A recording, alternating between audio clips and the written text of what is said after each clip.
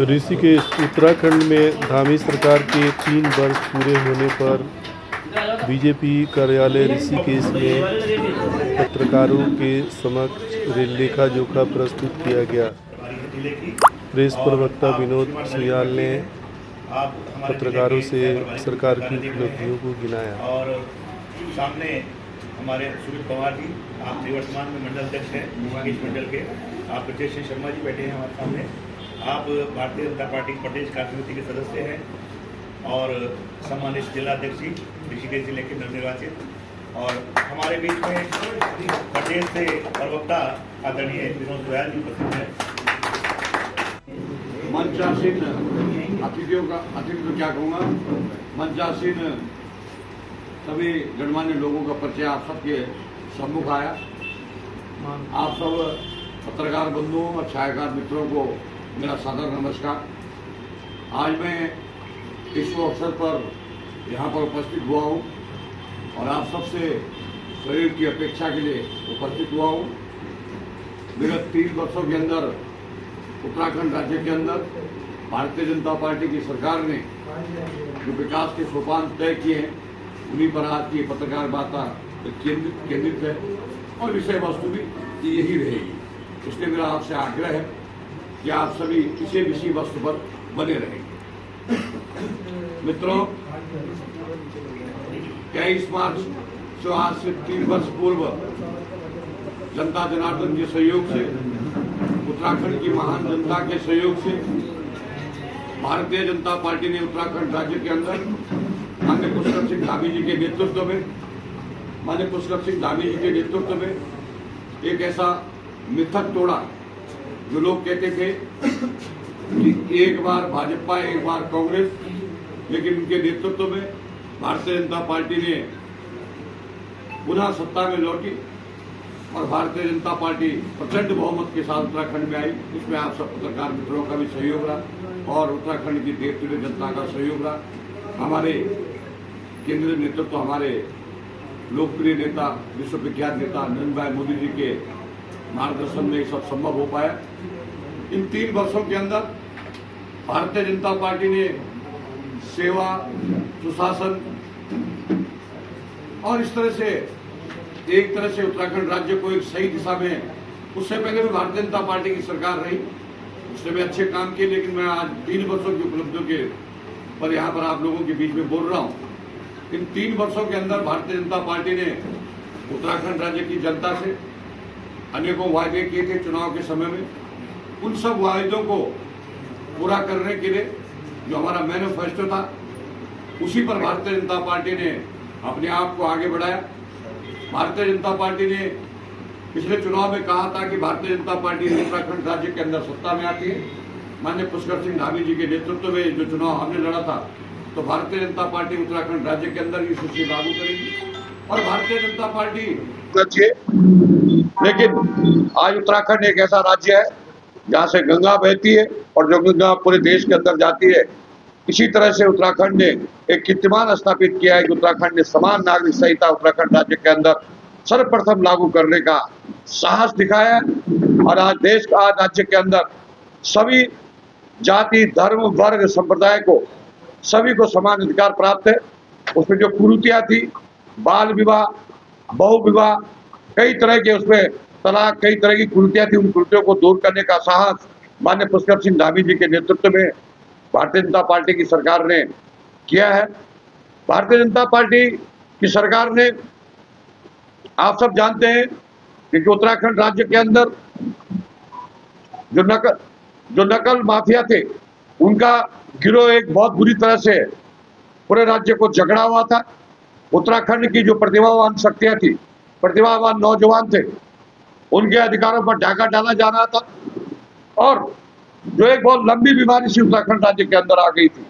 उत्तराखंड के माननीय मुख्यमंत्री पुष्कर सिंह धामी जी के नेतृत्व में भारतीय जनता पार्टी ने उत्तराखंड के अंदर सख्त नकल माफियाओं को जड़ से उखाड़ा और नकल विरोधी कानून बनाया।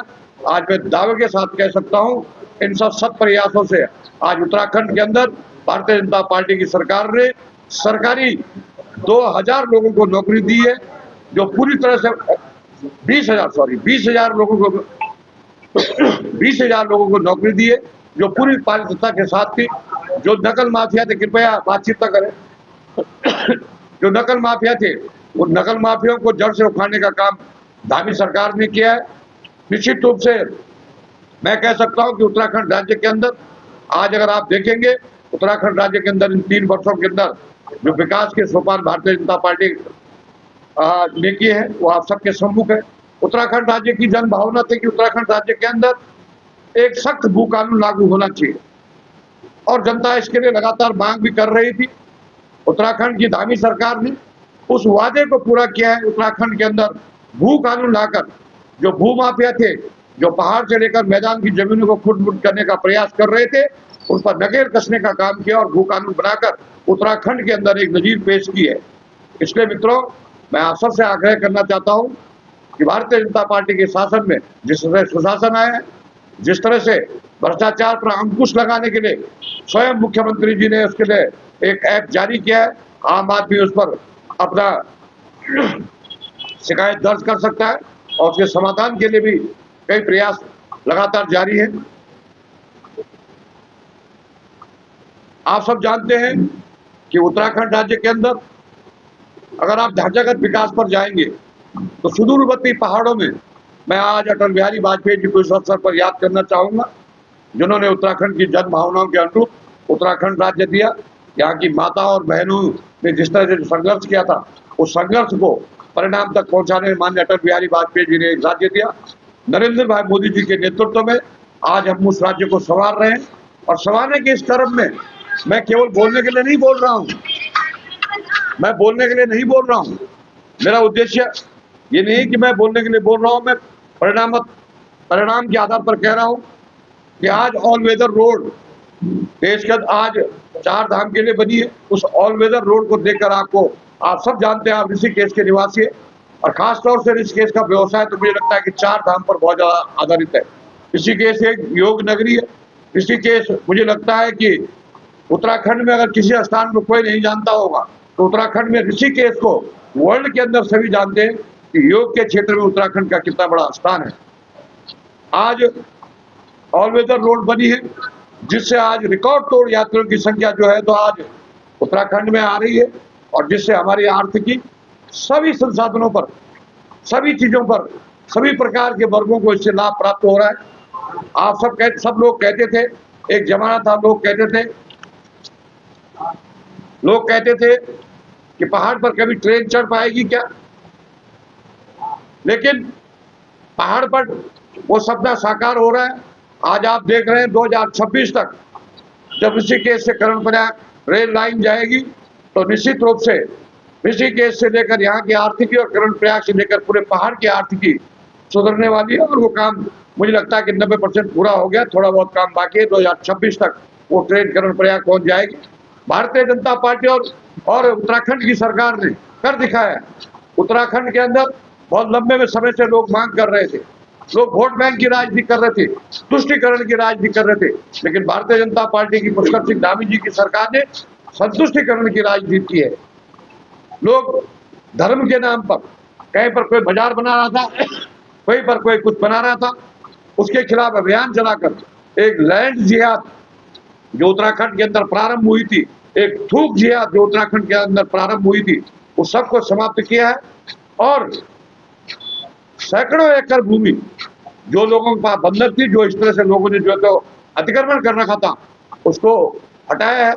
मैं कह सकता हूं उत्तराखंड राज्य के अंदर आपने देखा होगा, हल्द्वानी के अंदर एक बहुत बड़ा दंगा हुआ था। वहां पर सभी जो पुलिस के जवान थे उनको सीधा जलाने की कोशिश कर दी गई थी। इसी को देखते हुए उत्तराखंड राज्य के अंदर दंगा रोधी कानून भी बनाया गया, सख्त धर्मांतरण कानून उत्तराखंड राज्य के अंदर बनाया गया। भ्रष्टाचार पर 0 टॉलरेंस की सरकार उत्तराखंड राज्य के अंदर चल रही है। इसलिए भारतीय जनता पार्टी ने जितने भी काम 3 सालों के अंदर किए हैं, मैं आज दावे के साथ कह सकता हूं कि भारतीय जनता पार्टी की सरकार ने उत्तराखंड राज्य के अंदर, अगर आप देखेंगे, दूर छोर पर बैठे हुए, सुदूरवर्ती गांव में बैठे हुए जो विकलांग थे, जो वृद्ध थे, उनको पहले एक ही व्यक्ति को पेंशन मिलती थी। उत्तराखंड की सरकार ने दोनों को पेंशन देने का निर्णय लिया। उस पेंशन में वृद्धि करने का प्रयास किया। आज आप देखेंगे केदारनाथ जाने के लिए इतना लंबा सफर तय करना पड़ता था। प्रधानमंत्री जी यहाँ आए और प्रधानमंत्री जी तो मुझे लगता है कि उत्तराखंड से जो उनका लगाव है, और माननीय पुष्कर सिंह धामी जी की जिस तरह से वो पीठ थपथपाते हैं, जिस तरह से उन्होंने उत्तराखंड के अंदर जब वो केदारनाथ आए तो निश्चित रूप से केदारनाथ, मैं ये नहीं कहता हूँ केदारनाथ में पहले यात्री नहीं आते थे, लेकिन माननीय प्रधानमंत्री जी के सत प्रयासों से जिस तरह से उन्होंने केदारपुरी को संवारने का काम किया है, जिस तरह से उन्होंने बद्रीनाथ धाम को मास्टर प्लान के आधार पर बनाने का काम किया है, अब उन्होंने सोनप्रयाग से और केदारनाथ तक जो रोपवे के लिए पैसे स्वीकृत किए हैं, जो गोविंद घाट से हेमकुंड के लिए रोपवे बनाने का निर्णय लिया है, निश्चित रूप से मैं कह सकता हूँ कि जो हमारे वृद्ध थे, जो भगवान केदारनाथ भगवान के दर्शन करने में कई बार असमर्थ रह जाते थे, उन सब के लिए इन सुविधाओं का किया है। और इन सब चीजों के कारण उत्तराखंड जहां तीर्थाटन का हब है, भारतीय जनता पार्टी की उत्तराखंड की सरकार माननीय पुष्कर सिंह धामी जी के नेतृत्व में इन 3 वर्षों के अंदर उत्तराखंड के कई डेस्टिनेशन तैयार किए गए पर्यटन के।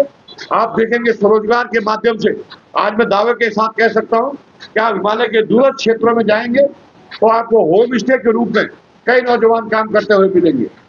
आपको लगेगा कि कितना रोजगार मिल गया। अगर आप टिहरी झील के आसपास के एरिया को देखेंगे तो हजारों नौजवानों को वहां रोजगार मिला हुआ है। कोई नाव चला रहा है और टिहरी झील के अंदर मैं देख रहा हूँ बोटिंग हो रही है। अब तो वहाँ एक ऐसा चलता फिरता होटल भी बन रहा है जिसके अंदर सैलानी आएंगे और निश्चित रूप से उससे ऋषिकेश का भी फायदा होगा, उससे पूरे पहाड़ का भी फायदा होगा। इस तरह के डेस्टिनेशन तैयार करने का काम भारतीय जनता पार्टी की सरकार कर रही है। हमारी सरकार जो कहती है वो करती है। निश्चित रूप से डबल इंजन की सरकार के कारण ये सब संभव हो पाया। माननीय पुष्कर सिंह धामी जी के अथक प्रयासों से संभव हो पाया। वो स्वयं जिलों में जाकर मॉनिटरिंग कर रहे। आपने देखा होगा जब आपदा प्रबंधन में उत्तराखंड राज्य ने क्या सोपान स्थापित किए, बातचीत न करें भैया। विश्व मानचित्र पर यह बात अंकित है कि शिलकारा टनल के अंदर जब इतना बड़ा हादसा हुआ, जब देश की सांसें अटकी हुई थी, जब लोग देख रहे थे कि मजदूर कैसे किस तरह से बाहर निकलेंगे, तो हमारे प्रदेश के मुख्यमंत्री पूरे समय तक उसी स्थान पर खड़े रहे। और अपने आप मैं ये नहीं कह रहा हूँ कि उस पर वैज्ञानिकों और अन्य उनका सहयोग सभी प्रकार से इतनी संवेदनशीलता के साथ उन मजदूरों को बाहर निकाला गया। पूरे देश ने सराहा उस काम को।